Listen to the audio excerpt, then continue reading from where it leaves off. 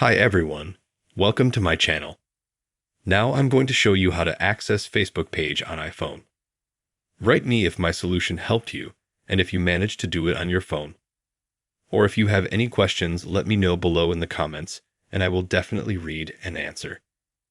Please subscribe to the channel, give me likes. Here we go. To do this, open Facebook.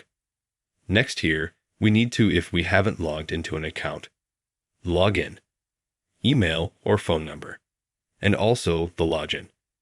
And then at the bottom, we have to write the password, and then click on Login. And then we click on the menu. And to switch from the main profile to the page, we have to click here on this bar.